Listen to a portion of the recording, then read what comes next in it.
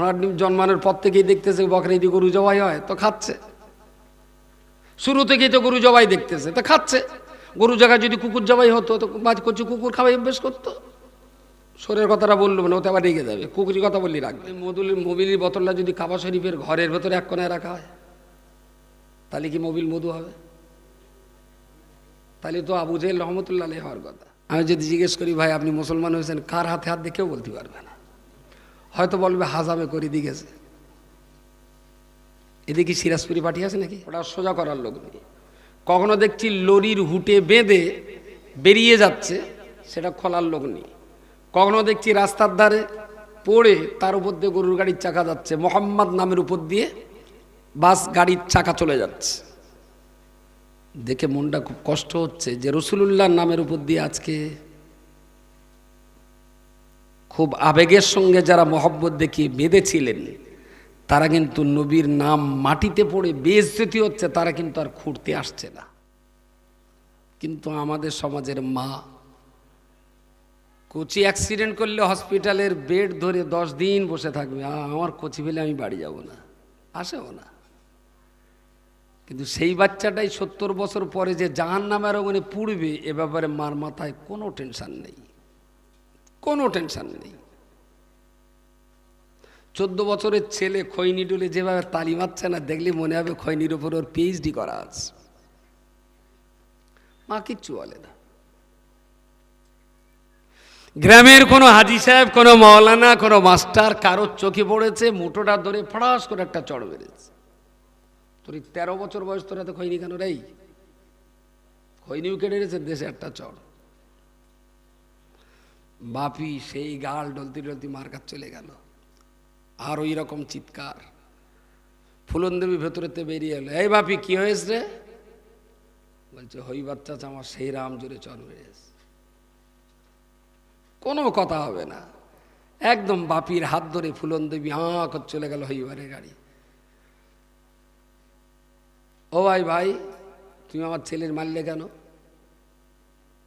তার যে বৌমা, তোমার এই একটুকু বাচ্চা খৈনি ডোল ছিল, তাই একটা চড় মেরেছে। ওর বাপের টাকায় ও খৈনি খাচ্ছে, তোমার তা দেখি। খুব অন্যায় বলছি আমি? সেরাম মা আছে সমাজে? একটার দাগ। আর বেশি সর্বনাশ হয়ে এখন একানে মাল, সপ্তাহে 1.5 করে হচ্ছে, আর মাল কেটে টাইট করে দিচ্ছে যাতে আর পোনা ছাড়তে না পারে। খানায় পানি থাকলেই ব্যাঙে আবার বাচ্চা ছাড়বে, সুতরাং পুরো খানার মুখ বন্ধ করে দাও, জানার বাচ্চা না ওঠে। একানি মাল তো, আমরা তো বাপ মার 12টা মাল, প্রচুর মার খেয়েছি বাপ মারাত। এখনকার আর একানে মাল মার খাওয়া ওদের অভ্যেস নেই। একটা চড় খেয়েই মারকে বললো, মা এসে চাচারে ধমকে গেল। চাচা দেখলো আমারে ভাদ্র বউ যা ধেড়ানতে গু, আমি যত চটকাবো তত গায়ে লাগবে। তো বুদ্ধিমানের কাছে বৌমা আমার না ভুল হয়ে গেছে, আমি আর কোনোদিন এরকম কাজ করবো না। তাছাড়া কোনো উপায় আছে? কোনো? যতদিন পর্যন্ত স্টার্টিং পয়েন্ট 0 পয়েন্ট থেকে মায়ের কোল যতদিন ভাইরাস মুক্ত না হবে, ততদিন মৌলভী সাহেবদের বক্তব্য সমাজে কোনো রিফ্লেকশন হবে না। লিখে রাখুন আমার কথা। পাকা ধানে সার দিয়ে কোনোদিন ধানের ফলন বাড়ে? আর আমরাও ইডিয়েট, আর আপনারা ডবল ইডিয়েট। কারণ আমি পাকা ধানে সার দিতেইছি, আর আপনারাও সেই ধান সেই সার লেচ্ছেন, আর ফের আবার আমার টাকাও দিয়ে বাড়ি পাঠাচ্ছেন। তার মানে ইডিয়েট স্কয়ার। এইভাবে কোনো সমাজ চলতে পারে না, এইভাবে কোনো সমাজ এগিয়ে যেতেও পারে না। একটুখানি মাইকে রয়েছে, মাইকে আছে, তবে একটুখানি বলেন।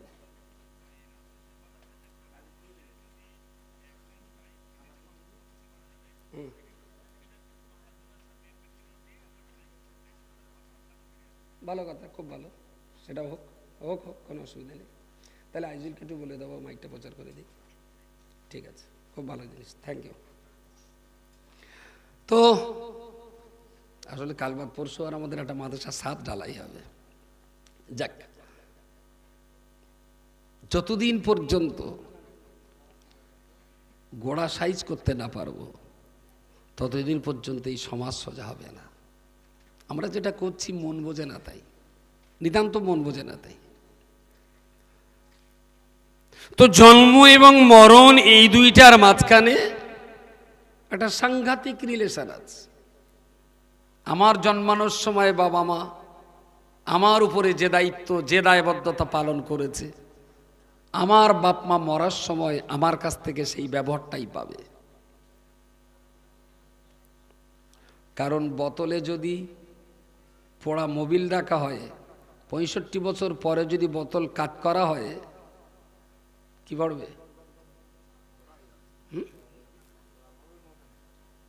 না, রেখেছিলাম পোড়া মোবিল, 60 বছর পরে ঢেলটি কি বেরোবে? মধু বেরোবে? কি বেরোবে? মোবিল বেরোবে। এখন এই মোবিলের বোতলটা যদি কাবা শরীফের ঘরের ভেতরে এক কোণায় রাখা হয়, তাহলে কি মোবিল মধু হবে? তাহলে তো আবু জেহেল রহমতুল্লাহ আলাইহি হওয়ার কথা। আবু জেহেলের বাড়ি কোথায়? মক্কায়। সুতরাং পাত্রে যদি আপনি মোবিল ঢেলে দেন, 60 বছর মরণের সময় ওই পাত্র দিয়ে মধু গড়াবে, এটা কখনো হতে পারে না। মধু খাওয়ার আশা করতে গেলে 60 বছর আগে পাত্রে মধু রেখে দিতে, তারপরে অপেক্ষা করতে হয়। খুবই দুর্ভাগ্য এই সমাজের জন্য। আসলে ইসলামের প্রতি আমাদের দয়া আছে, দরদ আছে, মায়া আছে, মমতা আছে, প্রেম ভালোবাসা আছে, সব আছে। বাঙালির একটাই দোষ, বাঙালি ইসলাম বোঝে না। বাঙালির যদি ইসলাম বোঝার কথা বলে, আমি বুড়ি আঙুল দেখে বলি, কেলা বোঝে বাঙালি ইসলামের। আগে ইসলাম তো পড়তে হয়, বুঝতে হয়, বিশ্বাস করতে হয়, তারপরে তো কারো না কারো হাতে হাত দিয়ে ইসলাম কবুল করতে হয়। কেডা ইসলাম কবুল করেছে? ঘোড়ার ডিম জন্মানোর পর থেকেই দেখতেছে বকরা ঈদে গরু জবাই হয়, তো খাচ্ছে। শুরু থেকেই তো গরু জবাই দেখতেছে, তো খাচ্ছে। গরু জায়গায় যদি কুকুর জবাই হতো, তো বাজ করছে কুকুর খাওয়াই অভ্যেস করতো। শরীরের কথাটা বললো না, ওতে আবার রেগে যাবে, কুকুরের কথা বললে রাখবে না। কচি জন্মানোর পর থেকেই যদি দেখে আমার বাপ মা গরু খায়, তা কচু গরু খাবে। কচু জন্মানোর পর থেকে দেখলে আমার বাপ মা নামাজ পড়ে, তা কচু দেখে দেখে নামাজি হবে। কচি জন্মানোর পর থেকে দেখলাম আমার বাপ মা বিজয়া দশমীর নৌকা বাইচ দেখতে যায়, কচিও দেখতে যাবে। এর জন্য তো বাচ্চাদের দোষ দিয়ে লাভ নেই। দোষ তো বাচ্চাদের না, দোষ তো আমাদের। আমরাই ইসলামটা বুঝলাম না। ইসলাম হলো মানব জীবন পরিচালনার আইন কানুনের সমষ্টি। এক কথায়, যে আমার জীবনটা পরিচালিত হবে ইসলামী নিয়ম কানুন দিয়ে। এইরকম কিছু নিয়ম কানুনের নামই হলো ইসলাম। তার ভিতরে একটা কি না, বাপ মার সেবা যত্ন করতে হয়। আর একটা নিয়ম কি, মদ খেলে হবে না, মদটা খাওয়া যাবে না। আর একটা নিয়ম কি না, নামাজ পড়তে হবে, ভালো কথা। আর একটা নিয়ম কি না, মাঠের জমির সীমানা আলঠেল দিয়ে হবে না। এই তো ইসলাম। ইসলাম কি আলাদা কোনো কিছু?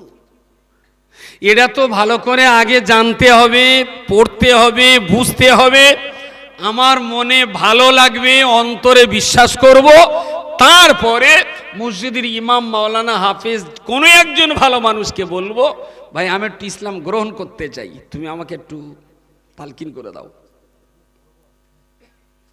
আমাদের কোনো আছে? আমি যদি জিজ্ঞেস করি, ভাই আপনি মুসলমান হয়েছেন, কার হাতে হাত দিয়ে কেউ বলতে পারবে না। হয়তো বলবে হাজামে করে দিয়ে গেছে। এদিকে সিরাজপুরি পার্টি আছে নাকি? সিরাজপুরে ওরাই সব মানুষ করলো সারা দেশটা। আমি এক হাজামের ধরেছি, আমি তুমি কি বলে কেটেছো? তাহলে লা ইলাহা ইল্লাল্লাহ মুহাম্মাদুর রাসূলুল্লাহ। আমি বলে নুনু কাটা কি? তাহলে সুন্নত। আমি নোকের নখ কাটা কি? তাহলে এটাও সুন্নত। আমি নখ কি বলে কাটো? তাহলে তো বিসমিল্লাহ বলে। আমি ওইটা কাটার সময় কলমা কেন? খাতনা দেওয়ার সময় কলমা পড়ে কাটলে কেন? কোন আলেম, মাওলানা, মুফতি, হাজি, গাজী, সুফি, দরবেশ, পীর সারা দুনিয়া জুড়ে তবলিগ, ফুরফুরা, দেওবন্দি, আহলে হাদিস, বেরেলি, লামজাবি যত দল আছে, কেউ যদি একটা হাদিস দেখাতে পারে যে বাচ্চার খাতনা দেওয়ার সময় লা ইলাহা ইল্লাল্লাহ মুহাম্মাদুর রাসূলুল্লাহ বলে কাটতে হয়, এটা যদি একটা হাদিস দেখাতে পারে, কল্লা কেটে হাতে তুলে দেবো। দেখান। এই গজি তোরা তোমার বড্ড ঘুরিন ফিরিন করে দিস, আর এই কথা যেন ঘুরন ফিরন করিস না, তোরা ওর আমার বিরাট রাগ বলো। এরা ঠিক কেটে কেটে এমন একটা জায়গায় দেবে যেটা শুনলি পাবলিক রেগে যাবে, সেইটা আগে দেবে। খাতনা দেওয়ার সময় কলমা পড়ে কাটতে হয়, এইটা যদি একটা হাদিস কেউ দেখাতে পারে মাথা কেটে দেবো। নেই, কেন ওইটা কাটার সঙ্গে আর মুসলমান হওয়ার সঙ্গে কোনো সম্পর্ক নেই, কোনো সম্পর্ক নেই। নখ যদি বিসমিল্লাহ বলে কাটা যায়, গোঁফ যদি বিসমিল্লাহ বলে কাটা যায়, ওটাও বিসমিল্লাহ বলে কাটো, কিন্তু না, ওটা কলমা পড়ে কাটতে হবে। কারণ ওই যে কেটে দিলে মানে আর ওই কলমা পড়িয়ে দিলে মুখে পড়া আর ওদিকে কাটা, দুয়ে মিলে মুসলমান হয়ে গেল। ও ইসলামের কি বোঝে ওই বাচ্চা? কি জানে সে ইসলামের? সে তো এখনো জানেই না যে সৃষ্টিকর্তা একজন। তাকে তো এখনো বিশ্বাস করবার জায়গা তৈরি হয়নি যে মুহাম্মদুর রাসূলুল্লাহ সাল্লাল্লাহু আলাইহি ওয়াসাল্লাম আল্লাহ পাকের বান্দা এবং রাসূল। আমার এত কষ্ট হচ্ছে রাস্তায় চলতে, রাস্তায় বিভিন্ন রাস্তাঘাটে যাচ্ছি, দেখছি রাসূলুল্লাহর নাম রেখে একটা ফেস্টন ভালো লাগছে, পরক্ষণে দুমড়ে ওই দিক দিয়ে পড়ে আছে, ওটা সোজা করার লোক নেই। কখনো দেখছি লরির হুটে বেঁধে বেরিয়ে যাচ্ছে, সেটা খোলার লোক নেই। কখনো দেখছি রাস্তার ধারে পড়ে তার উপর দিয়ে গরুর গাড়ির চাকা যাচ্ছে, মোহাম্মদ নামের উপর দিয়ে বাস গাড়ির চাকা চলে যাচ্ছে। দেখে মনটা খুব কষ্ট হচ্ছে যে রাসূলুল্লাহর নামের উপর দিয়ে আজকে খুব আবেগের সঙ্গে যারা মহব্বত দেখিয়ে বেঁধেছিলেন, তারা কিন্তু নবীর নাম মাটিতে পড়ে বেইজ্জতি হচ্ছে, তারা কিন্তু আর খুঁড়তে আসছে না। বোঝা যায়নি? তাহলে এটা কি সত্যিকারের অর্থে নবীর মহব্বতের চিহ্ন মনে হয়? আমরা কিন্তু ঘুর পথে নবীকে অবজ্ঞা করছি। আরে রাসূলুল্লাহর নাম, এ তো ঈমান যার ভিতরে আছে, মহব্বত তার ভিতরে আছে, কেউ দেখাতে পারে বা না পারে, কেউ বলতে পারে কেউ বলতে পারে না, কিন্তু নবীর নামের প্রতি মুহাম্মদুর রাসূলুল্লাহ সাল্লাল্লাহু আলাইহি ওয়াসাল্লাম এই নামটা তো সবাই খুব সম্মানের সাথেই নেয়, সবাই খুব ভালোভাবেই নেয়। তো সেই নামের মর্যাদা বজায় রাখার দায়িত্বটা অন্তত আমরা যারা ভালোবাসি আমাদের তো আছে, এটা আমাদের রাখতে হবে। যে কথা বলছিলাম, জন্মটা যেমন আশীর্বাদ বা দোয়া বা আনন্দের যদি হতে পারে, মরণ কিন্তু তার চাইতে অনেক বেশি গুণ আনন্দের, অনেক বেশি আনন্দের। কারণ যিনি পৃথিবীতে পাঠিয়েছেন মৃত্যু তিনিই নির্ধারণ করেছেন। তো তার নির্ধারিত জিনিসকে যদি অবজ্ঞা করি, এটা নিশ্চয়ই ঈমানদারের জন্য শুভ লক্ষণ নয়। আল্লাহর বিচারকে কখনো অবজ্ঞা করা আমাদের পক্ষে শুভ লক্ষণ নয়। এবারে যেটা বলবার, যে জন্ম আর মরণের মাঝখানের এই 60, 70, 80, 100 বছর বয়স, এই বয়সটা আল্লাহ আমাদের দিয়েছেন, কিন্তু কাউকে বলে দেননি যে তোমার 60 বছর, কাউকে বলে দেননি তোমার 12 বছর, পাঠিয়ে দিয়েছেন আর সঙ্গেটা বলেছেন যে মরে যেতে হবে, কিন্তু কে কবে মরবে এইটা আল্লাহ আল্লাহ বলে দেননি। আজকাল স্ট্যান্ডার্ড কোয়ালিটির ভালো ভালো বিয়ে বাড়িতে খেতে গেলে না, খাওয়ার সময় প্লেট দেয়, হাত মোছার একটা টিস্যু দেয়, আর ছোট্ট একটা 2 পৃষ্ঠার বই দেয়, ওইটা খুললে কি লেখা আছে ওতে? হ্যাঁ হ্যাঁ, মেনু কার্ড। তার মানে আজকে এখানে কি কি খাওয়ার আয়োজন আছে। তো বাড়িওয়ালা যেমন করেছেন লিখেছেন, প্রথমে গেটের মুখে ফুচকা এটা সেটা আছে, ওগুলো এর বাইরে, আর ওখানে বসে মেনু কার্ডে প্রথমে ভাত, চিলি চিকেন, তারপর একটু মাথা ঘন্ট, কি ওই মুড়িঘণ্ট, মাথা ঘন্ট মুড়িঘণ্ট, তারপর আগে বলতুম আলুর ঝোল, আলু রান্না, এখন আর আলু বলে না, বলে আলুর কি কেলিয়া নাকি একটা বলে, কালি না কারি কি একটা বলে, এসব পরপর 22 রকম আইটেম। তাও দেখে নিলে এই তো বাগদা চিংড়ি 700 টাকা কিলো, অন্তত 4 পিস তো খেতেই হবে। আর ট্যাংরা মাছ যদি 35 হয় 3 পিস তো মারবই। গরুর গোস্ত রোজ বাড়ি খাই, এখানে মটন আছে, খাসি অন্তত 350 গ্রাম খাতে হবে, কারণ বাইকের তেল পুলিশ পরে 150 টাকা, মাল তো তুলতে হবে। মোটামুটি ও দেখে নিলে যে ভালো ভালো মালগুলো বেশি বেশি খাবে, আর কম দামি মাল কম খাবে। মেনু কার্ড দেখেছে, দেখে শুনে বাইরে গিয়ে যখন দেখলো ফুচকা বেমালুম, ঝাল ফুচকা আছে, দই ফুচকা আছে, তার পাশে আবার আইসক্রিম আছে, ও পাশে শরবত আছে, তার পাশে আবার মুরগি কুচকে দে ছোট ছোট গুটু গুটি, কি বলে ওর, পকোড়া আছে। আর সামলাতে পারিনি, হ্যাঁ খালি পেটে প্রথমে শরবত টেনে দিস 3 গ্লাস, শরবতের পরে একটু ঝাল ফুচকা কিনে নিলে 22টা, তারপরে একটু দই ফুচকা খেলে আবার 4-5 পিস, তারপরে আবার পকোড়া খানিকটা খেলো, খেটে এদিক সেদিক করে এবার ভেতরে ঢুকে বলছে ভাই চিংড়ি মাছ একটা লাও, আর দিও না ভাই, তো এই ট্যাংরা মাছ 35 ট্যাংরা 2টো খাও, তার জন্য 1টা দিয়ে লেজার থেকে বুক পর্যন্ত খেয়ে চিৎ করে ফেলে রেখেছে। বলতে মটন খাসি 2 পিস লাও, বলতে ভাই তুমি খাচ্ছ না কেন, তাহলে যা সব মনে হয়ে গেছে, বলছে কারণ তাহলে 22টা ফুচকা খেয়েছি। গেটের বাইরের ফুচকা যারা বেমালুম খেয়েছে, ভিতরের বাগদা চিংড়ি তাদের জন্য হারাম,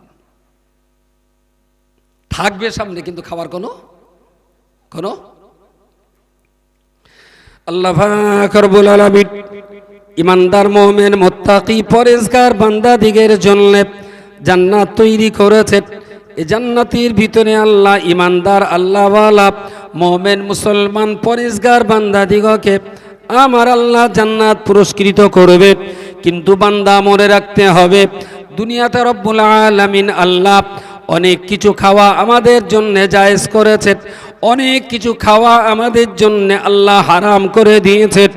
আল্লাহর বান্দা মনে রাখুন, রব্বুল আলামিন আল্লাহ জান্নাতের ভিতরে যা কিছু খাওয়া দেবেন তারও তালিকা দুনিয়াতে বিদ্যমান, আর দুনিয়াতে যা কিছু খাওয়া আমাদের সামনে রয়েছে তারও তালিকা আমাদের সামনে বিদ্যমান, সবই আছে। এখন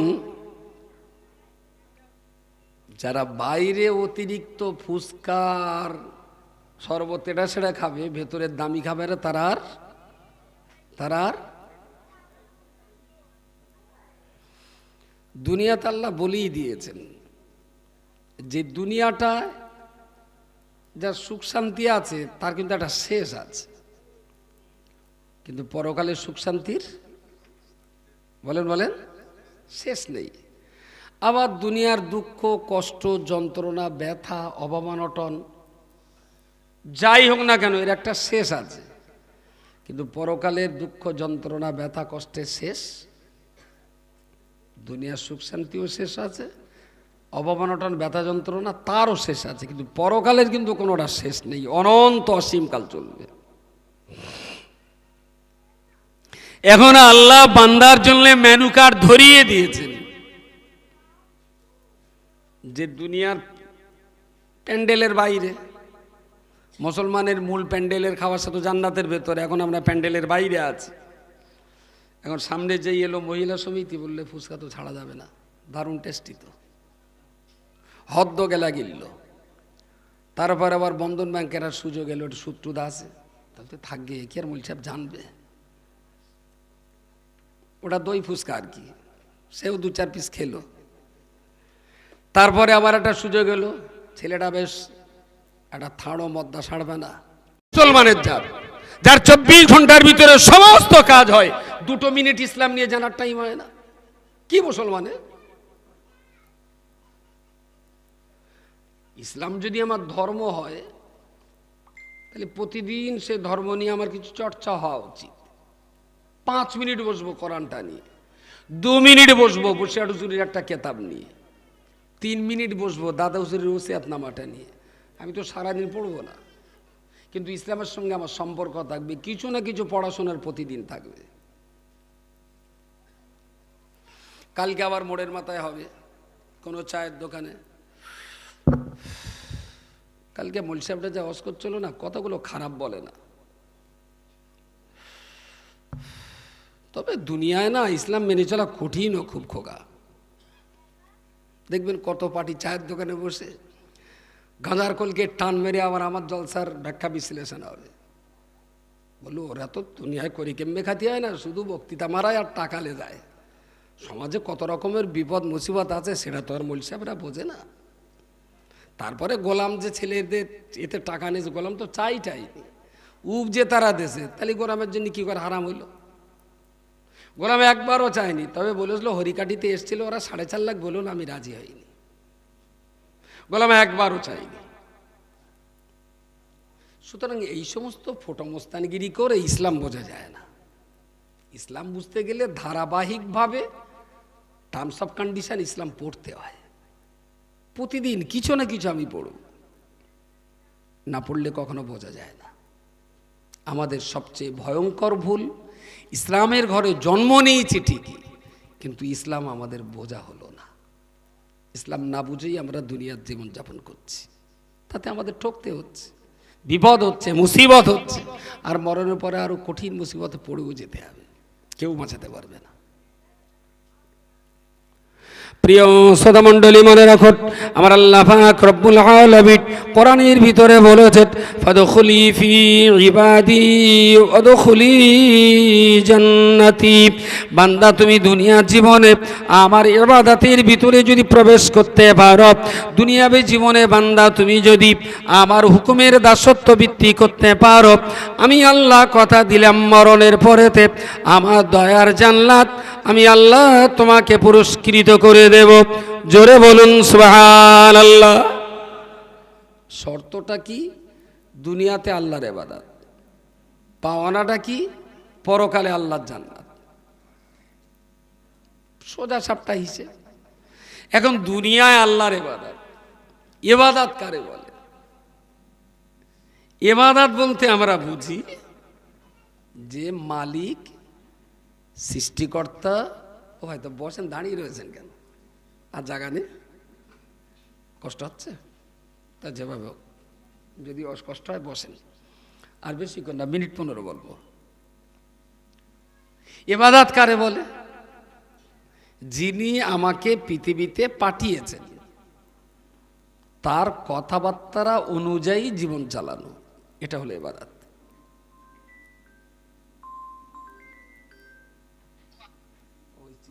চিঠিটা আমি 3টে নাম্বার পাঠিয়েছি, নাজমুলকে, মুসাকে আর ওই একে পাঠিয়ে দাও, আব্দুর রহমান আমি পাঠিয়েছি। তুমি পাঠিয়েছিলে তো?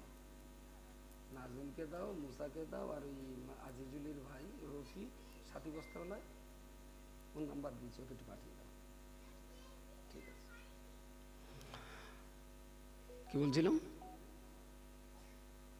কি বলছিলাম? যা ইবাদত হলো সৃষ্টিকর্তার হুকুম, আদেশ, নিষেধ অনুযায়ী জীবন চালানো, এইটাই হলো ইবাদত। 3টে জিনিস, আবেদ, ইবাদত, মাবুদ। মনে থাকবে কি বলেছি? 1 নম্বর আবেদ, 2 নম্বরে ইবাদত, 3 নম্বর মাবুদ। আবেদ মানে যিনি ইবাদত করেন, আর ইবাদত মানে আবেদ যেটা করেন। মাবুদ মানে আবেদ বান্দা যার জন্যে ইবাদত করেন। মাবুদ হলো উপাস্য, আবেদ হলো উপাসনা, ইবাদত হলো উপাসনা, আর আবেদ হলো উপাসনাকারী। মনে হচ্ছে উলিয়ে যাচ্ছে বোধহয়, একটু চকডাস্টার হলে ভালো হতে বলেন। আমরা হলাম আবেদ, উপাসনা করি, আর আল্লাহকে পাওয়ার জন্য যে কাজগুলো করি সেইগুলো বলা হয় ইবাদত। বাহ! আর আমরা ইবাদতটা যার জন্য করি তিনি হলেন মাবুদ, উপাস্য। তো আবেদ এক প্রান্তে আর মাবুদ আর এক প্রান্তে, আর মাঝখানে আছে ইবাদত। ইবাদত মানে কি বলেছি? সৃষ্টিকর্তা মাবুদ যেভাবে জীবন চালাতে বলেছেন ঠিক সেই পদ্ধতিতে জীবন চালানোটার নাম ইবাদত। আর এই পদ্ধতি মেনে যারা জীবন চালায় তারা হলেন আবেদ। তো আল্লাহ বলেছেন তোমরা নামাজ পড়ো। বান্দা নামাজ পড়ে আবেদ হলো, তাহলে নামাজটা হলো ইবাদত। আল্লাহ বলেছেন তোমরা কেউ মদ খাবে না, বান্দা মদ খায় না, তার মানে নামাজ পড়াটা যদি ইবাদত হয়, মদ না খাওয়াটাও ইবাদত। আমার সমাজ মনে করে নামাজটা ইবাদত, তসবিহটা ইবাদত, তারপরে ওই রোজা রাখা ইবাদত, কিন্তু মদ না খাওয়াটা এটা কি তাইলে? বলেন বলেন, এটা তো আল্লাহর আল্লাহ নিষেধ। আল্লাহ নিষেধ করেছেন, আমি মদ খাচ্ছি না, তার মানে আমি আল্লাহর ইবাদত করছি। নামাজ পড়ে যদি আবেদ হওয়া যায়, একজন লোক নামাজ পড়ে না কিন্তু মদটা খায় না, মদটা খায় না, তাহলে নামাজ পড়ে উনি যদি আবেদ হয়, তাহলে মদ না খেয়েও ইনি আল্লাহর আবেদ। কারণ উনি আল্লাহর আদেশটা মেনেছেন, ইনি আল্লাহর নিষেধ করা কাজটা ছেড়েছেন। রোজা রাখাটা যদি ইবাদত হয়, রোজা রাখাটা, তাহলে গরিব মানুষের কিছু পয়সা করি দান করাটা আল্লাহ বলেছেন দিতে। ফাম্মাল ইয়াতীমা ফালা তাকহার ওয়া আম্মাস সাইলা ফালা তানহার, গরিবকে দেওয়া এটা আল্লাহর হুকুম, আমি দিয়েছি, তার মানে আমি ইবাদত করছি। তো দান করাটা যদি ইবাদত হয়, তাহলে জমির ধারে একটি ওপরে কোদাল না মারাটা এটাও, আর কোদাল মারা মানে ইবাদতের উল্টো, তার মানে মালিকের নির্দেশ অমান্য করলাম, ওটাও ইবাদত। আইল ছাটার সময় আল্লাহর ভয় মনে রাখাটা এটাও ইবাদত। আবার জামা কাপড় পরার সময় একজন মর্দা লোকের যেমন এই কথাটা মাথায় থাকবে যে আমার কাপড়টা যেন গাঁটির নিচে না পড়ে যায়, এটা যেমন ইবাদত। মেয়েদেরকে আবার লক্ষ্য রাখা কাপড়টা যেন গাঁটিটা ঢেকে থাকে, এটা মেয়েদের জন্য। বলেন বলেন, ফরজ তো আমি আলাদা, আমি এখন ইবাদত বোঝাচ্ছি। তাহলে পুরুষের গাঁটি আলগা রাখাটা ইবাদত, আর নারীর গাঁটি ঢেকে রাখাটা ইবাদত। কিন্তু ইবাদতের পা এখন আকাশমুখো আর মাথা মাটিমুখো হয়ে গেছে। এখন মদ্দা লোক গাঁটির নিচে, মেয়ে লোক গাঁটির ওপরে। এই বছর 2-3 হালি পরে এই ধানের সিট আবার শুরু হলো। আকসার মেয়েদের প্যান্ট দেখছি এত দূর পর্যন্ত। আবার এই গোড়ার কাছে একটা কালো সুতো বাঁধা, বলা যায় না ওর মার অনেকটা হয়তো হেরিয়ে টেরিয়ে যেত, সেজন্য বেঁধে রেখেছে, চেনার জন্য হতেও পারে। এই পায়ে সুতো বাঁধাটাই 7-8 বছর দেখতে পাচ্ছি। প্রথমে দেখতাম কচিরা বাঁধে, এখন দেখতে ধাড়িরাও বেঁধেছে। সে কচির পায়ে সুতো, কচির মার পায়ে সুতো, তখন শাওড়ির পায়ে আছে কিনা ওইটা দেখা যায় না। আর সব গাঁট ছাড়া 2-4 আঙুল উপরে প্যান্ট জামা পরা, আজীব তামাশা। তার মানে রসুলুল্লাহ কি দিয়ে গেছেন, ইসলাম আমাকে কি দিয়েছে, এ সম্পর্কে কোনো ধারণাই নেই। সমাজ যেভাবে চলছে, গোটা জাতি সেইভাবেই চলছে। আমি আপনাদের কাছে খুব বিনয়ের সঙ্গে বলছি, পড়াশুনো করুন। একটা বইয়ের দাম 30 টাকা 40 টাকা। প্রতিদিন যদি 1 পৃষ্ঠা 2 পৃষ্ঠা পড়তেন, একটা বাচ্চা যারা ওই শেখর গুটকা ফুটকা খায়, প্রতিদিন তো 4-5টা অনায়াসেই খায়। তো 5 টাকা খাওয়া মানে 5-5 25 টাকা। তো 25 টাকা দিলে একটা বই হয়ে যায়। মুসলমানের বাড়ি বই আছে, মুসলমানের বাড়ি খৈনির ডিব্বা আছে। খুব যে সমস্ত বরকতপূর্ণ বাড়ি, সেখানে আবার ছোট কলকিয়া আছে। যেগুলো আরও বরকতপূর্ণ, সেখানে আবার ব্র্যান্ডি হুইস্কির বোতল পাওয়া যায়, তাদের বাড়ি ছেঁচে টেছে এসব পাওয়া যাবে। খৈনির প্যাকেট, তেরঙ্গার প্যাকেট, ছোট কলকে সব পাওয়া যাবে। কিন্তু মুসলমানের বাড়ি বই পাওয়া খুব, আর যদি একটা বই পাওয়া যায় তার ভিতরে আর গোপাল ভাড়াস, বসিয়াট হুজুরের একটা জীবনী, দাদা হুজুরের ওসিয়াতনামাটা, নবী পাকের একটা জীবনী, বা ইমাম গাজ্জালির একটা দর্শন, কটা মুসলমানের বাড়ি কেতাব থাকে বলেন? খুব দুঃখ হয় এইগুলো দেখলে। বই কিনুন। আপনি একটা মুসলিম, অথচ ইসলামের একটা বই আপনার বাড়ি থাকবে না? কোরআন শরীফ একটা আছে, ওই 6-12 দিন পড়ে তুলে রেখে দেয়, আসছে বছর আবার হবে, বছরে একবার করে সাক্ষাৎ হবে ওর সঙ্গে। ওটা কোরআন বাড়ি রাখা মানে বেইজ্জতি করা। ওতে মসজিদে দিয়ে আসেন আর না কবরে দাফন করে ফেলেন। বাড়ি ওইভাবে কোরআনকে বেইজ্জতি করেন না। সম্মান দিয়ে সকাল সন্ধ্যা যদি পড়তে পারেন তাহলে রাখেন, আর না হলে কোনো কবরে দাফন করে দেন, তাতে ভালো থাকবে। যাক, আমার এই ছোট্ট ভাষায় যে কটা কথা বলেছি, আল্লাহর রাস্তায় একটু কাজে লাগান প্লিজ। আমি খুব বিনয়ের সঙ্গে বলছি।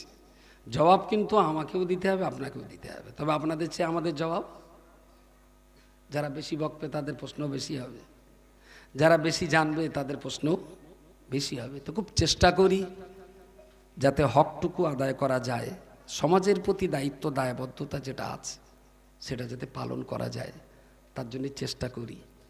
তো বোধহয় কাল বাদ পরশু খাদিজার আবার চিঠি আসে এদিকে। বাহ, খাদিজাতুল কুবরা বালিকা এতিমখানা মাদ্রাসার বাৎসরিক ইসালে সাহেবের প্রস্তুতি মিটিং। ফাতেমা এবং খাদিজা দুটো মাদ্রাসার একই সঙ্গে পরিচালিত হয়। আমাদের মৌলানা রজব আলী সাহেব বাচ্চা মানুষ, খুব ছোট্ট বয়স থেকে এই দুটো প্রতিষ্ঠানের দায়িত্ব তার ঘাড়ে। আলহামদুলিল্লাহ খুব সুন্দরভাবে পরিচালিত হচ্ছে। যাবেন সামনে রবিবারের দিন বেলা 10টার দিকে যাবেন, একটু ইসালে সব কিছু কালেকশান হয়, কিছু সলা পরামর্শ হয়, 1:30-2টোর ভেতরে নামাজ কালাম পড়ে আবার একটু আবার মেহমানদারিও শেষ হয়ে যায়। সবাই যাবেন। আবার ওই দিনে আমাদের কেরালা মডেল ইসলামিক স্কুল যেগুলো চলে, বছরে দুটো বড় কম্পিটিশান হয়। একটা হলো মেরা ভারত কুইজ কন্টেস্ট, আর একটা হলো মেরা নবী। স্বাধীনতা সংগ্রামের আমাদের স্বাধীনতা দিবস 15ই আগস্ট, তো ওই সময় হয় মেরা ভারত কুইজ কন্টেস্ট। আর রবিউল আউয়াল মাসের এই সময় হয় মেরা নবী কুইজ কন্টেস্ট। সমস্ত রাজ্যব্যাপী যত ছেলেরা অংশগ্রহণ করে তার ছেলে মেয়েরা, তার ফাইনাল কম্পিটিশানটা রবিবারের দিন বঙ্গনুর অফিসেই হবে। তো খাদিজায় চেষ্টা করব যেভাবে একটু আসার, কিন্তু বাচ্চাদের অনুষ্ঠান তো, আর ওরা অনেক জায়গা থেকে লড়াই করে করে এই জায়গায় আসে। ওই দিন ওটা না থাকলে বাচ্চাগুলো একটু কষ্ট পায়, তবু চেষ্টা করব। আর আমরা সবাই থাকবেন। আর সোমবারের দিন আবার আমাদের আর একটা মাদ্রাসা, এটা বাগজোলার ভিতরে পলতারাটি, রানীহাতি পলতারাটি ওই জায়গায়। এটা একজন আল্লাহর বান্দি, একজন মহিলা, তিনি জমি দিয়েছেন, তার জমিতে মাদ্রাসাটা তৈরি হচ্ছে। মুফতি সাহেব যাবেন, ওরা সাত ঢালাইতে কাজকাম আল্লাহর রহমতে সারা বছর টুকটাক লেগেই আছে। আমাদের কি যন্ত্রণা আছে বলেন? রজব আলীর মতো একটা ছেলে, সে যে এখন চাকরি করে, 60-70 হাজার টাকা তার স্যালারি আছে। আলহামদুলিল্লাহ ধর্মসভায় তার যে এখন চাহিদা আছে, তো পশ্চিমবঙ্গে এখন যদি বলে সবচেয়ে বেশি দাউদ খাওয়া বক্তা, তাতে মনে হয় 1, 2, 3-এর ভেতর রজব আলী থাকবে। তোর কি দরকার বলুন দিন 1200 বাচ্চার টেনশন মাথায় নেওয়া? ও সারা রাত অস করবে, আবার স্কুল করবে, তার বাকি টাইমটা ঘুমাবে। খাদিজানে মাথার যন্ত্রণা নেওয়ার কোনো মানে আছে? কিন্তু আমাদের মতোই যখন থেকে আমরা এই কাজে হাত দিয়েছি, তখন তো আমরা বাচ্চা মানুষ। আজকে নাই লাইসেন্স হেভি হয়ে গেছে, কিন্তু যখন থেকে কাজে হাত দিয়েছি তখন তো রজব আলীর দাড়ি উঠিনি হয়তোবা। সেইরকম সময় থেকে এই কাজ কাম চলছে। শুধু আফসোস হয়, দুঃখ হয়, পশ্চিমবঙ্গের দায়িত্বশীল সবাই যদি একটু কওমের জন্য ঝাঁপিয়ে পড়তেন, তাহলে বাঙালি মুসলমানদের এই দুঃখ দুর্দশা আমরা থাকতে দিতাম না। আপনি জানেন কোথায় কুচবিহার থেকে মেয়ে পড়ছে খাদিজায়, মুর্শিদাবাদ, মালদা, দিনাজপুর থেকে মেয়ে পড়ছে খাদিজায়। তাহলে সেদিকে নিশ্চয়ই এই ধরনের প্রতিষ্ঠান থাকলে আর বাচ্চা এখানে আসতো না। কাজ করার মানুষের খুব অভাব। এরপরেও দুর্নাম বদনাম, তো দুর্নাম বদনাম দে, যারা দুর্নাম বদনাম দেয় আমরা ওরা মোটামুটি হেরে গেছে। গাল দে দে দে দে দে দে কাপের টাপের বলেও যখন তাকে বন্ধ হচ্ছে না, সে ঘোড়ার ডিম গাল দেওয়া বন্ধ করতে। আমরা আর কোথাও জিততে না পারি আর না পারি, এই জায়গাটায় জিতে গেছি। যে গাল শুনে শুনে ওদের মোটামুটি হারিয়ে দিতে পেরেছি, ওরা আর গাল দিচ্ছে না। আরও শুনি শুনি এমন একটা হয়ে গেছে না, কিছু লোকে কিছু না বললেও যেন গা হাত পা কামড়ায়। অনেক দিন আর কেউ কিছু বলে টলে না, ওরাও দেখেছে গাল দিয়ে যখন কিছু হচ্ছে না, তাহলে বেকার আর পয়সা খরচা করে লাভ নেই। তো আলহামদুলিল্লাহ আল্লাহর মেহেরবানি, এতগুলো প্রতিষ্ঠান, ছেলের মাদ্রাসা, মেয়েদের মাদ্রাসা, আর জামিয়া রহমানিয়ার খবর তো আপনাদের খুব ভালো জানাই আছে, খুব ভালো চলছে। আল্লাহর দরবারে শুকর গুজার হয়ে শেষ করতে পারবো না, দারুণ সুন্দর চলছে। আর একটা প্রজেক্ট যেটা গতদিন বলছিলাম, তাকওয়া হিফজুল কোরআন কলেজ, এটা একেবারেই বাংলাদেশ মডেলে। ওরা যেহেতু পড়াশুনোয় কোরআন তেলাওয়াতের ক্ষেত্রে অস্বীকার করার জায়গা নেই, বাংলাদেশের কাছে আমাদের শিখতে হবে। তো সেটাকেও ইনশাল্লাহ আগামী জানুয়ারির আগে আমরা উদ্বোধন করব। কাজকাম জোর গতিতে চলছে। পারলে আপনার এই গ্রাম থেকে, আমি গতদিন বলে গিয়েছিলাম, আবদুল্লাহ ভাইকে বলেছিলাম, আজও বলছি, যদি পারেন 1-8 বস্তা সিমেন্ট দিয়ে 20-50টা টাকা দিয়ে সহযোগিতা করার করবেন, অনেক টাকা খরচা, তবুও কোনোদিন কোনো কাজে হাত দিয়ে ফিরে আসেনি। বিশ্বাস করুন, কাজ আল্লাহর রহমত ছাড়া হয় না। জমির জন্য যখন শাকচুড়ায়, এদিকে হাসনাবাদে, বিভিন্ন জায়গায় আমি হন্য হয়ে গেছি, একটা মাদ্রাসা কিন্তু জমি পাচ্ছি না। তো ওই শাকচুড়ো যে রাস্তাটা খাদিজায় ঢুকে গেছে, ওই রাস্তায় একজনের পাটের দোকানে বসে আলোচনা করতে বলে, একটা জমি দেখো না, এদিকে কোনো লোক টোক নেই, 2-5 কাঠা জমি দেয়, একটা মাদ্রাসা তো করতেই হবে, উপায় কি? কারণ ওই কথা বলতে বলতেই মোনাজাত হাজি এসে বলতে, খোকা আমি একটা জমি দেবো লোয়া। তা আমি পাশে বন্ধুটার কানে কানে বললাম, বুড়োর কি তার কাটা, আপনি ব্রেনের দোষ টোষ? বলছে না না, লোক ভালো লোক। আমি তো আমার জমি খুঁজ দিয়েছে, আর ও লোক উপজে এসে বলছে একটু জমি দেবো লোবা, তার মানে? তা বলছে ও লোক না অনেক দিন জমি দেবে বলে লোক খুঁজতেছে। তা আমি ঘুরিয়ে বসে আবার বললাম, চাচা জমি সত্যি দেবেন? তো বলছে হ্যাঁ। আমি কোথা তো এখানে? বলছে বস, আমি কাগজ আনি। বলছে বস, আমি কাগজ আনি। আর যতকে আয় তৎকে ব্যয়, সঙ্গে সঙ্গে বাড়ি গিয়ে কাগজ এনে ফেলে দিলে, বলে আমার কাগজ কবে লিখে নেওয়া? তা বসে ডেট হলো বুধবারে। কী বারে বসছিল সেটা আর মনে নেই, বলে বুধবারে রেজিস্ট্রি আসবে। বুধবার রেজিস্ট্রি হয়ে গেল। কী দিয়ে কাজ শুরু করব? ওই চাচার বউ, আমাদের চাচিমা, বললো খোকা কী দিয়ে শুরু করবা? তা আমারই, তোমার চাচা বেশ সময় আমারই হাড্ডা দিল, আমার এই হাড্ডাতে শুরু হোক। ভাবতে পারছেন? তখনকার দিনে খাদিজা তৈরি হয়েছে 16-18 বছর হয়ে গেল। তখনকার দিনে হার বিক্রি হয়েছিল বোধহয় 60,000 না কত টাকায়। তখন বোধহয় আপনার এই সোনার ভরি সম্ভবত 25-30 এরকম হতে পারে, কি তারও কম হবে। এখন তো সোনার ভরি 1 লাখ টাকা, 1,10,15 হয়ে গেছে। তো আমার বিশ্বাস যে দিনের কাজে হাত দিয়ে পয়সার অভাবে কখনো পিছুতে হয় না, আল্লাহ কোনো না কোনো দরজা খুলে দেয়। তো সেইভাবেই যে শুরু হলো, আলহামদুলিল্লাহ। এখন তো খাদিজার সোনায় সোহাগা, দেশের সবাই ঝাঁপিয়ে পড়েছে প্রতিষ্ঠানটাকে টিকিয়ে রাখার জন্য, চলছেও খুব ভালো আলহামদুলিল্লাহ। তো সবার কাছে শুধু দোয়া, অল ইন্ডিয়া সুন্নতুল জামাতের এই ওলামা সম্প্রদায় যতদিন বেঁচে আছে, আল্লাহ যেন এই সিলসিলা কিয়ামত পর্যন্ত কায়েম রাখেন, বংশ পরস্পর যেন এইভাবে কাজগুলোর আঞ্জাম দিয়ে যাওয়ার তৌফিক আল্লাহ দান করেন, বলুন আমিন। সকলে আসুন প্রিয় রাসূলের শানে একটু দাঁড়িয়ে সালাম পড়ি। ইয়া নবী সালাম,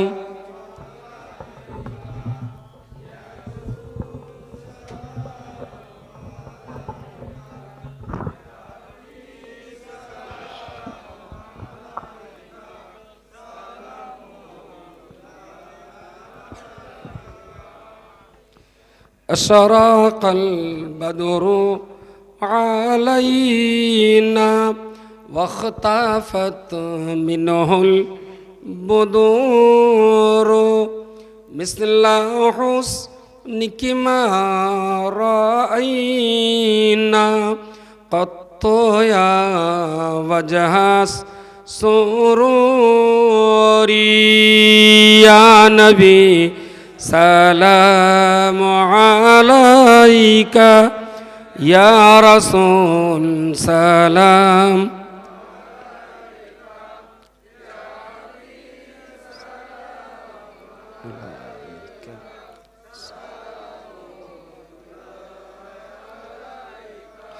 أنت شمس أنت بدر أنت نور فوق نوري أنت إكسير وغالي أنت مصباح صدوري يا نبي سلام عليك يا رسول يا حبيب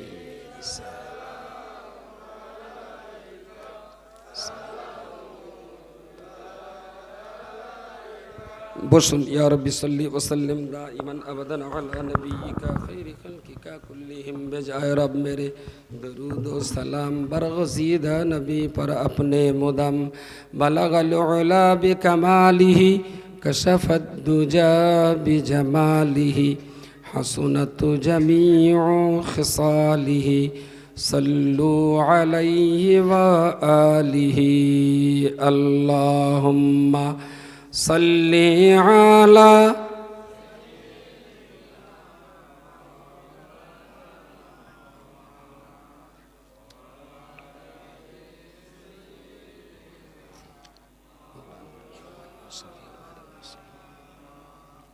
আমরা দোয়া করব। ইউসুফ কোথায় আছে? মেহমানদারির কিছু ব্যবস্থা করেছে? কি করেছে? আল্লাহ, তোর সংসার চলে কি গরিবের ভিতরে না কিভাবে করেছে? ও খুব গরিব মানুষ তো, আমি তো জানি খুবই গরিব মানুষ তো। যাই হোক, বেচারা ওর আব্বার বিয়ে সব রাসানির জন্যে এই মজলিসের আয়োজন করেছে। ওরা কয় ভাই? 2 ভাই আর 1 বোন। যাই হোক, বেচারা বাপারা, তারপরেও আপনাদেরকে ডেকেছে, আপনারা সবাই এসেছেন, নিশ্চয়ই তার পরিবারও খুব সন্তুষ্ট হবে। ওর আব্বার জন্য দোয়া করা এবং শেষে গরিবানা মতে যতটুকু তারা আয়োজন করেছে সেটা আপনারা গ্রহণ করলে ওরা খুব শান্তি পাবে। সবাই একগাল খাওয়া দাওয়া করেতেই যাবেন। 2টো বোধহয় খিচুড়ির ব্যবস্থা করেছে, যেটাই করুক একগাল খেয়ে তারপরে আপনারা যাবেন। ওর আব্বার জন্য দোয়া করবেন, আল্লাহ পাক যেন তার পারলৌকিক জীবনে শান্তি দেন। আল্লাহুম্মা আমিন। আলহামদুলিল্লাহি রাব্বিল আলামিন, আসসালাতু আসসালামু আলা রাসূলিহিল কারীম ওয়া আলা আলিহি ওয়া আসহাবিহি আজমাইন। রব্বানা ইগফির লানা যুনুবানা ওয়া লিইখওয়ানিনা আল্লাযীনা সাবাকুনা বিল ঈমান ওয়া লা তাজআল ফী কুলুবিনা গিল্লাল লিল্লাযীনা আমানু রব্বানা ইন্নাকা রাউফুর রহিম। اللهم اغفر لي حينا وميتنا وشاهدنا وغائبنا وصغيرنا وكبيرنا وذكرنا وأنثانا. اللهم من أحييته منا فأحيه على الإسلام ومن توفيته منا فتوفه على الإيمان. رب العالمين الله, আজকের এই অনম্বর অনুষ্ঠানে ফাতিহা শরীফ, ইখলাস শরীফ, দুরূদ শরীফ, তওবা, ইস্তিগফার, অজনসিয়াত, কোরআন হাদিসের কথাবার্তা যা কিছু আমরা পড়াশুনো করেছি, আল্লাহ আমাদের পড়ার বলার অজনসিয়াতের সমস্ত ভুল ত্রুটিগুলোকে ক্ষমা করে দিন। রব্বুল আলামিন বিনিময়ে যা সওয়াব দান করেন, প্রিয় রসুলের দরবারে এ সওয়াব পৌঁছে দিন। तमाम अम्बिया उलिया गौस कुतुब सूफ़ी दरवेश उलिया अब्दल नजीब नकीब शहदा सिद्दीकीन सालिहीन उलमा मुतक़द्दिमीन मुताख़िरीन दिर रूह सवाब पहुँचे दिन। अल्लाह तरीक़तर शायख मज़ाहिबेर इमाम कुरानेर मुफस्सिरीन हदीसेर मुहद्दिसीन फतवा फ़राइज़ेर इमाम मुजताहिदीन दिनेर मुबल्लिगीन एवं सालिकीन गणेर रूह सवाब पहुँचे दिन। खास करे बंग आसामेर हादी आला हजरत दादा पीर केबला, তার কলিজার টুকরা সন্তান সন্ততি, বড় মৌলানা সাহেব, দরগাপুরি সাহেব, নোমানি সাহেব, চিস্তি সাহেব, বড় হাফেজ সাহেব, কবি সাহেব, আমাদের দেশবরেণ্য সমস্ত আলিম, হাফিজ, কারি, মৌলানা, মুফতি, ইমাম, মুআজ্জিন, খতিব, মুতাওয়াল্লি, মুসল্লিগণের রূহে সওয়াব পৌঁছে দিন। রব্বুল আলামিন আল্লাহ, খাস করে মেহেরবানি করে আপনার কাছে আরজু, আমাদের আব্বা আম্মা, শ্বশুর শাশুড়ি, ছেলে মেয়ে, ভাই বোন, পাড়া প্রতিবেশী, ইমানদার বন্ধু বান্ধব, মহব্বতের মানুষ যারা কবরস্থ হয়েছেন, আল্লাহ তাঁদের সকলের রূহে সওয়াব পৌঁছে দিন।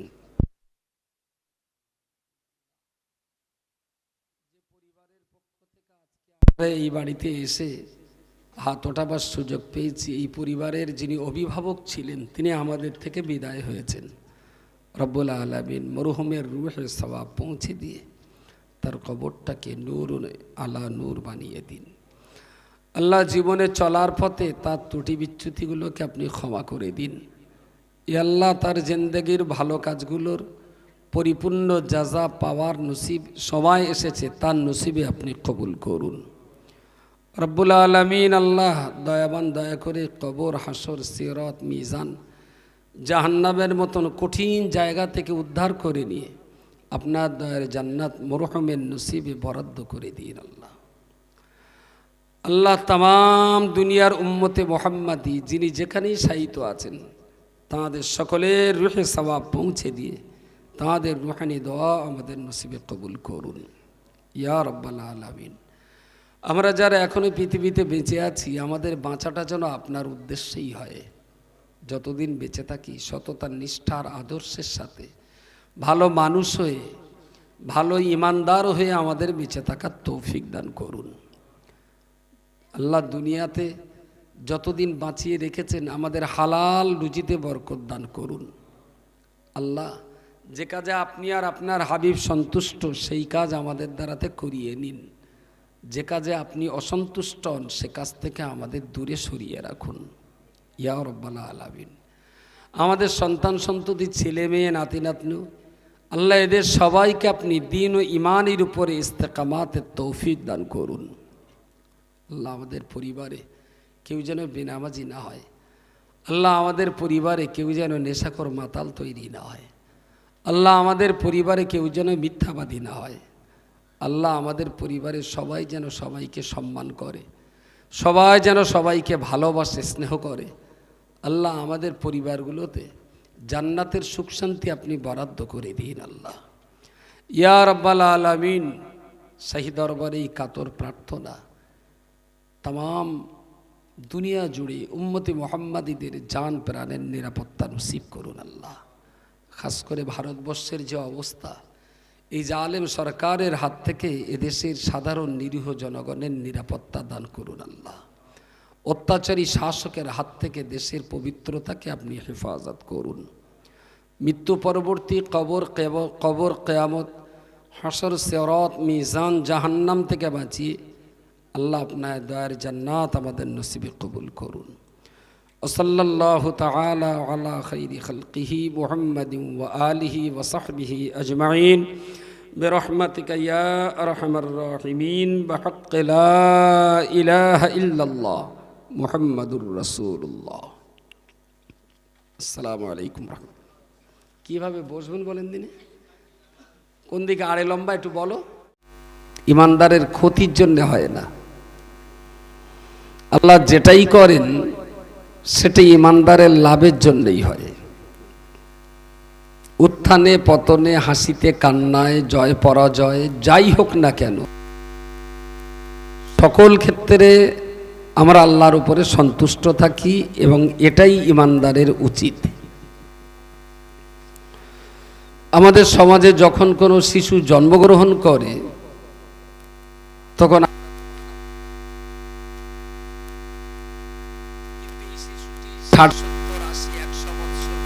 বয়সে যখন মারা যান তখন আমরা কান্নাকাটি করি।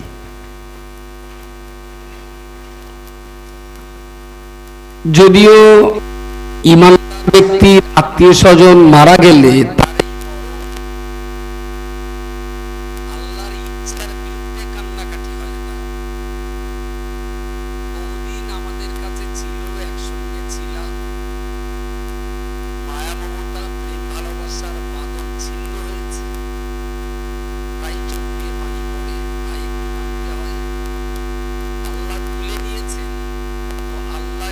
বিরুদ্ধে আমাদের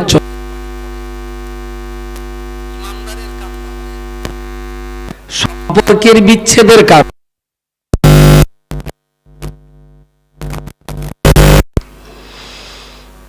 এবারে যেটা বলার, পৃথিবীতে যখন কোনো শিশু জন্মগ্রহণ করে তখন তার যাবতীয় দায় দায়িত্ব পালন করতে হয় বাপ মাকে। পাশে দাদু দাদি থাকে, মামা থাকে, ফুম্মা থাকে, জামাইবাবু থাকে। কিন্তু শিশুর জন্মানোর পর সবচেয়ে বড় দায়িত্ব বর্তায় বাপ আর মায়ের উপরে। প্রথমে এই বাচ্চাটার জন্মানোর সাথে সাথে তার কানে আজান দিতে হয়, তারপরে বাচ্চাটার গায়ে যে নাপাক দ্রব্য লেগে আছে সেগুলো ধুয়ে পরিষ্কার করতে হয়, তারপরে বাচ্চাটার প্রয়োজনীয় কাপড় চোপড় দিয়ে ঢেকে রাখতে হয়, খাওয়াতে হয়, সুন্দর একটা নাম রাখতে হয়, সম্ভব হলে 7 দিনের দিন তার আকিকা করে দিতে হয়। এবারে এই বাচ্চাটাকে তার দৈহিক এবং পারিপার্শ্বিক যাবতীয় চাহিদা মেটাবার জন্যে তার পিতামাতা সর্বদা প্রস্তুত থাকেন। বাপ মার দায়িত্ব বর্তায় বাচ্চাটাকে খাওয়ানো, পড়ানো, ঘুম পাড়ানো, গোসল করানো, পরিষ্কার পরিচ্ছন্ন করানো। সেই সঙ্গে এ দায়িত্বটাও থাকে খুব বাচ্চা বয়স থেকেই বাচ্চাটার সাথে ইসলামের পরিচয় করানো। দুধ খাওয়ানোর সময় বিসমিল্লাহ বলে ফিটারটা বাচ্চার গালে দেওয়া, শোয়ানোর সময় আল্লাহুম্মা বিইসমিকা আমুতু ওয়া আহইয়া বাপ মা দোয়াটা পড়ে তার বাচ্চাটাকে শোয়াবে। প্যান্ট পরাবার সময় প্রথমে বিসমিল্লাহ বলে ডান পাটা আগে দেওয়া, জামা পরাবার সময় বাচ্চাটাকে বিসমিল্লাহ বলে প্রথমে জামার ডান হাতাটা আগে ঢুকিয়ে দেওয়া।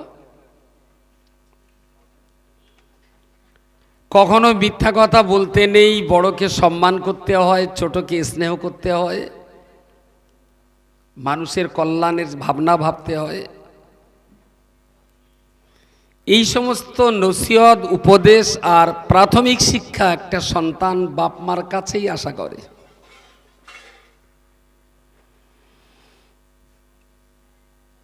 পিতামাতাই সন্তানের জীবন তৈরি করে দেয় 10 বছরের ভিতরে। বাকি যেগুলো ওটা পড়া হয় এগুলো ব্যতিক্রম। একজন মানুষ যদি 70 বছর দুনিয়াতে হায়াত পেয়ে থাকেন, তার শিশুকালের 10 বছরেই বাকি 60 বছরের জীবনের প্ল্যান তৈরি হয় প্রথম 10 বছর।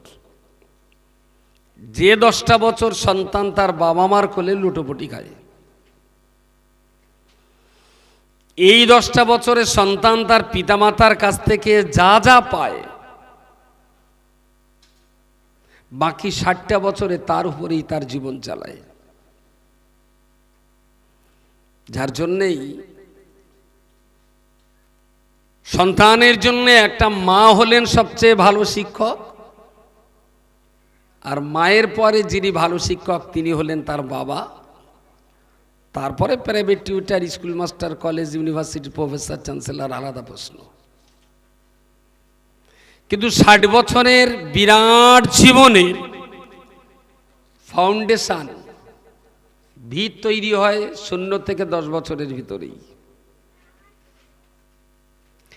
এই 10টা বছর একটা বাবা মা তার সন্তানকে যা যা দান করেন,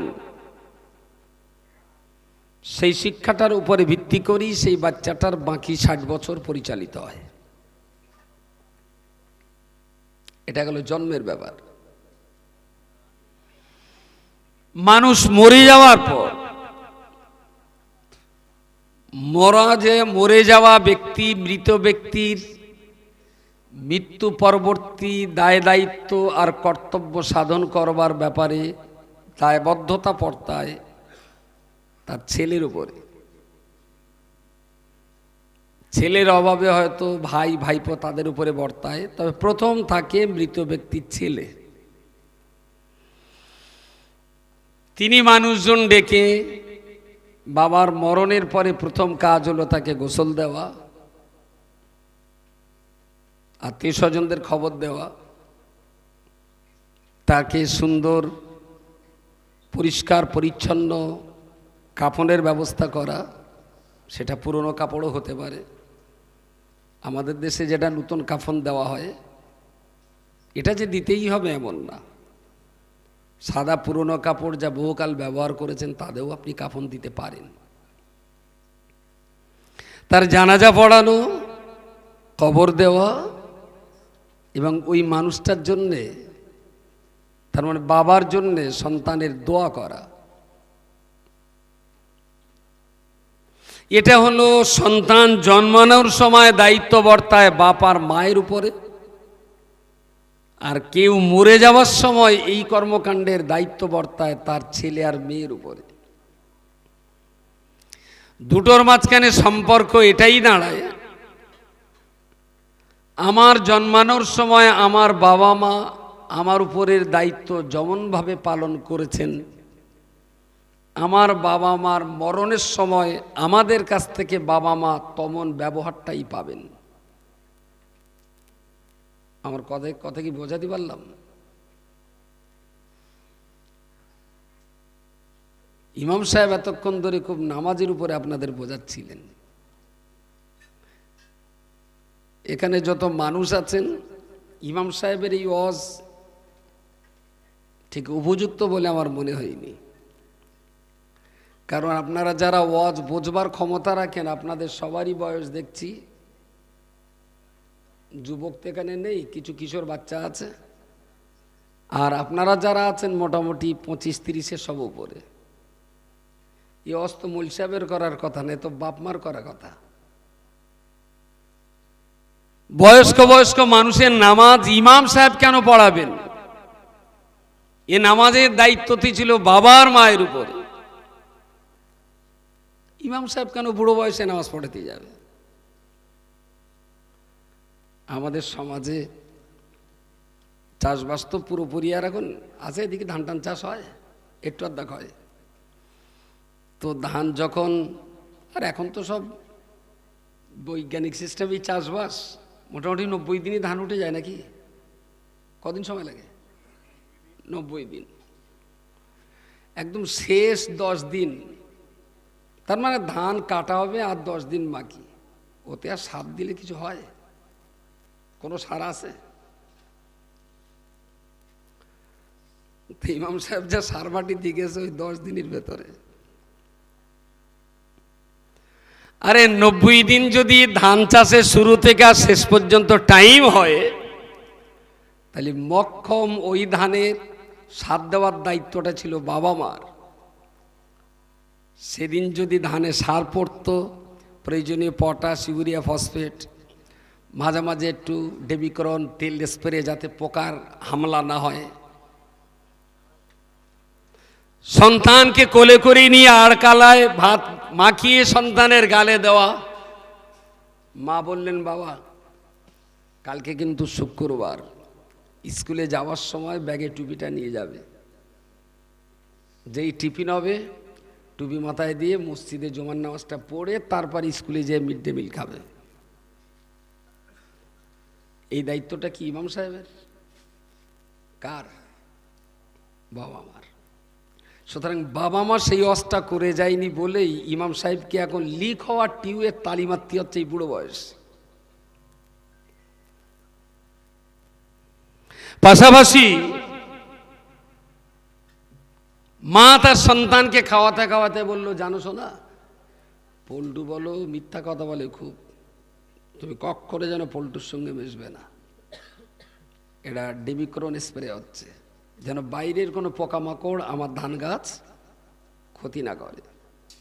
মার দায়িত্ব তার সারও দেওয়া, মার দায়িত্ব হলো তার কীটনাশক ঔষধ প্রয়োগ করা।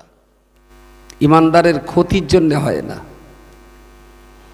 আল্লাহ যেটাই করেন সেটাই ইমানদারের লাভের জন্যই হয়।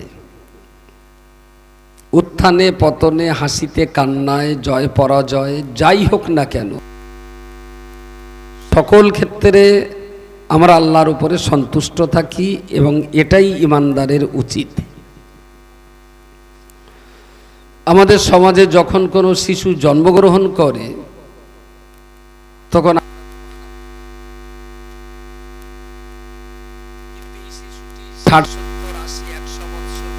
বয়সে যখন মারা যান, তখন আমরা কান্নাকাটি করি।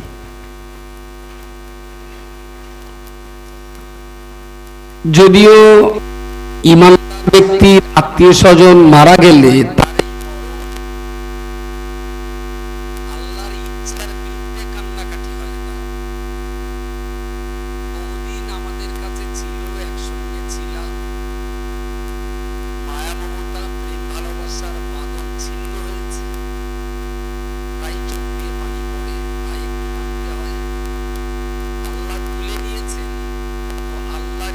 বিরুদ্ধে আমাদের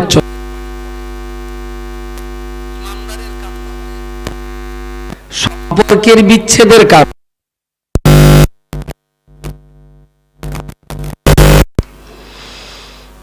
এবারে যেটা বলার, পৃথিবীতে যখন কোনো শিশু জন্মগ্রহণ করে তখন তার যাবতীয় দায় দায়িত্ব পালন করতে হয় বাপ মাকে। পাশে দাদু দাদি থাকে, মামা থাকে, ফুম্মা থাকে, জামাইবাবু থাকে। কিন্তু শিশুর জন্মানোর পর সবচেয়ে বড় দায়িত্ব বর্তায় বাপ আর মায়ের উপরে। প্রথমে এই বাচ্চাটার জন্মানোর সাথে সাথে তার কানে আজান দিতে হয়, তারপরে বাচ্চাটার গায়ে যে নাপাক দ্রব্য লেগে আছে সেগুলো ধুয়ে পরিষ্কার করতে হয়, তারপরে বাচ্চাটার প্রয়োজনীয় কাপড় চোপড় দিয়ে ঢেকে রাখতে হয়, খাওয়াতে হয়, সুন্দর একটা নাম রাখতে হয়, সম্ভব হলে 7 দিনের দিন তার আকিকা করে দিতে হয়। এবার এই বাচ্চাটাকে তার দৈহিক এবং পারিপার্শ্বিক যাবতীয় চাহিদা মেটাবার জন্য তার পিতামাতা সর্বদা প্রস্তুত থাকেন। বাপমার দায়িত্ব বর্তায় বাচ্চাটাকে খাওয়ানো, পড়ানো, ঘুম পাড়ানো, গোসল করানো, পরিষ্কার পরিচ্ছন্ন করানো। সেই সঙ্গে এ দায়িত্বটাও থাকে খুব বাচ্চা বয়স থেকেই বাচ্চাটার সাথে ইসলামের পরিচয় করানো। দুধ খাওয়ানোর সময় বিসমিল্লাহ বলে ফিটার দা বাচ্চার গালে দেওয়া, শোয়ানোর সময় আল্লাহুম্মা বিইসমিকা আমুতু ওয়া আহইয়া বাপ মা দোয়াটা পড়ে তার বাচ্চাটাকে শোয়াবে। প্যান্ট পরাবার সময় প্রথমে বিসমিল্লাহ বলে ডান পাটা আগে দেওয়া, জামা পরাবার সময় বাচ্চাটাকে বিসমিল্লাহ বলে প্রথমে জামার ডান হাতাটা আগে ঢুকিয়ে দেওয়া। কখনো মিথ্যা কথা বলতে নেই, বড়কে সম্মান করতে হয়, ছোটকে স্নেহ করতে হয়, মানুষের কল্যাণের ভাবনা ভাবতে হয়। এই সমস্ত নসিহত, উপদেশ আর প্রাথমিক শিক্ষা একটা সন্তান বাপ মার কাছেই আশা করে।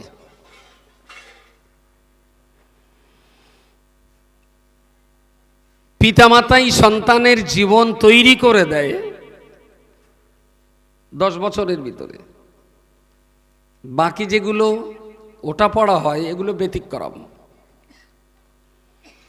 একজন মানুষ যদি 70 বছর দুনিয়াতে হায়াত পেয়ে থাকেন, তার শিশুকালের 10 বছরেই বাকি 60 বছরের জীবনের প্ল্যান তৈরি হয় প্রথম 10 বছর। যে 10টা বছর সন্তান তার বাবা মার কোলে লুটোপুটি খায়, এই 10টা বছরে সন্তান তার পিতামাতার কাছ থেকে যা যা পায়, বাকি 60টা বছরে তার উপরেই তার জীবন চালায়। যার জন্যেই সন্তানের জন্য একটা মা হলেন সবচেয়ে ভালো শিক্ষক, আর মায়ের পরে যিনি ভালো শিক্ষক তিনি হলেন তার বাবা, তারপরে private tutor, school master, college, university professor, chancellor, আলাদা প্রশ্ন। কিন্তু 60 বছরের বিরাট জীবনের ফাউন্ডেশন, ভিত তৈরি হয় 0 থেকে 10 বছরের ভিতরেই। এই 10টা বছর একটা বাবা মা তার সন্তানকে যা যা দান করেন, সেই শিক্ষাটার উপরে ভিত্তি করেই সেই বাচ্চাটার বাকি 60 বছর পরিচালিত হয়। এটা গেল জন্মের ব্যাপার। মানুষ মরে যাওয়ার পর মরে যাওয়া ব্যক্তি, মৃত ব্যক্তির মৃত্যু পরবর্তী দায় দায়িত্ব আর কর্তব্য সাধন করবার ব্যাপারে দায়বদ্ধতা পড়তায় তার ছেলের উপরে।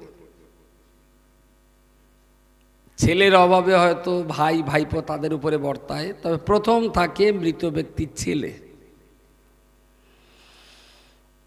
তিনি মানুষজন ডেকে বাবার মরণের পরে প্রথম কাজ হলো তাকে গোসল দেওয়া, আত্মীয় স্বজনদের খবর দেওয়া, তাকে সুন্দর পরিষ্কার পরিচ্ছন্ন কাফনের ব্যবস্থা করা। সেটা পুরনো কাপড়ও হতে পারে, আমাদের দেশে যেটা নতুন কাফন দেওয়া হয় এটা যে দিতেই হবে এমন না। সাদা পুরনো কাপড় যা বহুকাল ব্যবহার করেছেন তাদেরও আপনি কাফন দিতে পারেন। তার জানাজা পড়ানো, কবর দেওয়া এবং ওই মানুষটার জন্যে, তার মানে বাবার জন্যে সন্তানের দোয়া করা। এটা হলো সন্তান জন্মানোর সময় দায়িত্ব বর্তায় বাপ আর মায়ের উপরে, আর কেউ মরে যাওয়ার সময় এই কর্মকাণ্ডের দায়িত্ব বর্তায় তার ছেলে আর মেয়ের উপরে। দুটোর মাঝখানে সম্পর্ক এটাই দাঁড়ায়, আমার জন্মানোর সময় আমার বাবা মা আমার উপরের দায়িত্ব যেমনভাবে পালন করেছেন, আমার বাবা মার মরণের সময় আমাদের কাছ থেকে বাবা মা তেমন ব্যবহারটাই পাবেন। আমার কথা কি বোঝাতে পারলাম? ইমাম সাহেব এতক্ষণ ধরে খুব নামাজের উপরে আপনাদের বোঝাচ্ছিলেন। এখানে যত মানুষ আছেন, ইমাম সাহেবের এই ওয়াজ ঠিক উপযুক্ত বলে আমার মনে হয়নি। কারণ আপনারা যারা ওয়াজ বোঝবার ক্ষমতা রাখেন, আপনাদের সবারই বয়স দেখছি, যুবক তো এখানে নেই, কিছু কিশোর বাচ্চা আছে, আর আপনারা যারা আছেন মোটামুটি 25-30-এর সব উপরে। এই ওয়াজ তো মূল সাহেবের করার কথা নেই, তো বাপমার করার কথা। বয়স্ক বয়স্ক মানুষের নামাজ ইমাম সাহেব কেন পড়াবেন? এ নামাজের দায়িত্বটি ছিল বাবার মায়ের উপরে। ইমাম সাহেব কেন বুড়ো বয়সে নামাজ পড়াতে যাবে? আমাদের সমাজে চাষবাস তো পুরোপুরি আর এখন আছে, এদিকে ধান টান চাষ হয়, একটু আধা হয়। তো ধান যখন, আর এখন তো সব বৈজ্ঞানিক সিস্টেমেই চাষবাস, মোটামুটি 90 দিনই ধান উঠে যায় নাকি? কদিন সময় লাগে? 90 দিন। একদম শেষ 10 দিন, তার মানে ধান কাটা হবে আর 10 দিন বাকি। ওতে আর সার দিলে কিছু হয়? কোনো সার আছে? ইমাম সাহেব যা সার বাটি দিয়েছে ওই 10 দিনের ভেতরে। আরে 90 দিন যদি ধান চাষের শুরু থেকে আর শেষ পর্যন্ত টাইম হয়, তাহলে মক্ষম ওই ধানের সার দেওয়ার দায়িত্বটা ছিল বাবা মার। সেদিন যদি ধানে সার পড়তো, প্রয়োজনীয় পটাশ, ইউরিয়া, ফসফেট, মাঝে মাঝে একটু ডেবিক্রন তেল স্প্রে, যাতে পোকার হামলা না হয়। সন্তানকে কোলে করে নিয়ে আড়কালায় ভাত মাখিয়ে সন্তানের গালে দেওয়া। মা বললেন, বাবা কালকে কিন্তু শুক্রবার, স্কুলে যাওয়ার সময় ব্যাগে টুপিটা নিয়ে যাবে। যেই টিফিন হবে টুপি মাথায় দিয়ে মসজিদে জুমার নামাজটা পড়ে তারপর স্কুলে যেয়ে মিড ডে মিল খাবে। এই দায়িত্বটা কি ইমাম সাহেবের? কার? বাবা মার। সুতরাং বাবা মা সেই অসটা করে যায়নি বলেই ইমাম সাহেবকে এখন লিক হওয়া টিউয়ের তালিমাত্তি হচ্ছে এই বুড়ো বয়স। পাশাপাশি মা তার সন্তানকে খাওয়াতে খাওয়াতে বললো, জানো শোনা, পল্টু বলো মিথ্যা কথা বলে খুব, তুমি কক্ষরে যেন পল্টুর সঙ্গে মিশবে না। এটা ডেমিক্রন স্প্রে হচ্ছে, যেন বাইরের কোনো পোকামাকড় আমার ধান গাছ ক্ষতি না করে। মার দায়িত্ব তার সারও দেওয়া, মার দায়িত্ব হলো তার কীটনাশক ঔষধ প্রয়োগ করা।